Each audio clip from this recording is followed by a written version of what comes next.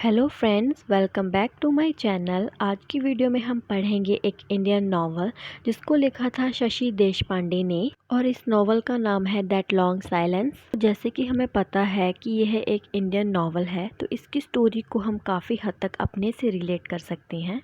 इस नॉवल में शशि देशपांडे ने इंडियन वुमेन के स्ट्रगल को दिखाया है कि कैसे वो अपनी फैमिली के लिए बहुत सारे सेक्रीफाइसेस करती हैं। इसीलिए उन्हें इस नॉवल के लिए साहित्य अकेडमी का अवार्ड भी मिला था।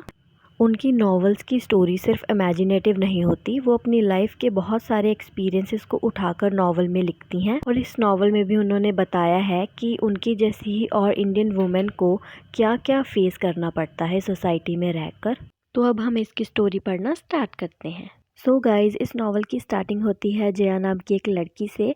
वो एक मिडिल क्लास फैमिली से बिलोंग करती है। वो एक इंटेलिजेंट, क्यूरियस और ब्राइट लड़की है।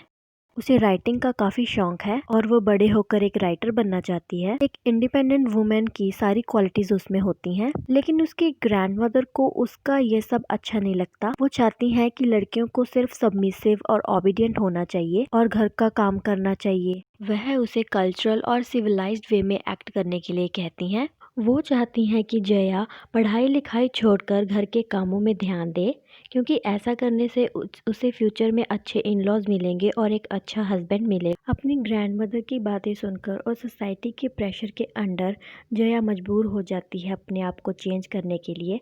पहले वो अपने आप को बहुत अच्छे से एक्सप्रेस करती थी, अपना व्यू पॉइंट रखती थी। अब उसने अपने आप को एक्सप्रेस करना भी बंद कर दिया था और अपने आइडियाज़ को एक लॉन्ग साइलेंस में कन्वर्ट कर लिया था। अब वो कुछ खास लिख भी नहीं पाती थी, क्योंकि उसके घर वालों को उसकी यह सब चीज़ें पसंद नहीं थी, सिर्फ उसके फादर को छोड़कर। उसके फादर उसे उसकी राइटिंग्स के लिए, उसके इंटरेस्ट के लिए और उसकी इंडिविजुअलिटी के लिए हमेशा इनकरेज करते थे। अब जया की स्टडीज़ कंप्लीट हो जाती हैं तो उसकी शादी एक सक्सेसफुल बिजनेसमैन से हो जाती है जिसका नाम है मोहन। अब कहने को तो मोहन उसका हस्बैंड है, लेकिन उनका रिश्ता बहुत ही आर्टिफिशियल है।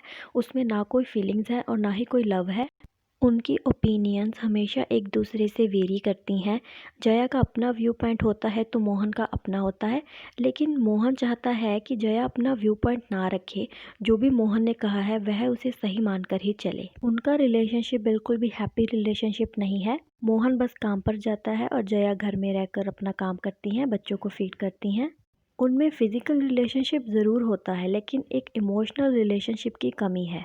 तो एक दिन क्या होता है, मोहन को किसी फ्रॉड के लिए जॉब से निकाल दिया जाता है। जब तक उस पे लगे चार्जेस की इंक्वायरी हो रही होती है, तब तक उसे जॉब पे वापस नहीं लिया जाता और उन्हें अपना अपार्टमेंट छोड़कर एक किराए के घर में रहना पड़ता है। वो अपने बच्चों को रिलेटिव्स के पास भेज देते हैं, क्योंकि अभी उनकी फाइनेंशियल कंडीशन इतनी अच्छी नहीं रही। जया अपनी फैमिली को सपोर्ट करने के लिए न्यूज़पेपर में आर्टिकल्स वगैरह लिखना स्टार्ट कर देती है। वो अपने आर्टिकल्स में अपनी फ्रस्ट्रेशन को निकालती है, मैरिज को लेकर, फैमिली को लेकर, रिलेशंस को लेकर। हालांकि उसके आर्टिकल्स उसके हस्बैंड मोहन को पसंद नहीं, लेकिन फिर भी वो उसे इस बारे में कुछ नहीं बोलता। लेकिन जया समझ जाती है कि उसे यह सब पसंद नहीं। इसी दौरान जया की सिस्टर कुसुम उससे मिलने आती है। कुसुम का अपने हस्बैंड से डाइवोर्स हो चुका है, क्योंकि उसका हस्बैंड बहुत एब्यूसिव था। जया सोचती है कि चाहे उसका हस्बैंड एब्यूसिव नहीं है, लेकिन फिर भी डोमिनेट तो उसे वो करता ही है। हमारी जो सोसाइटी है वो मेल डोमिनेटेड है, और यहाँ पर मैन को राइट है कि वो विमेन को कैसे भी करके ट्रीट कर सकती हैं। फिर जया अपने भाई रवि से मिलती है, तो रवि उसके हस्बैंड यानी कि मोहन के बारे में बहुत भला बुरा बोलता है। जब मोहन को इसके बारे में पता चलता है तो वो जया से नाराज़ हो जाता है।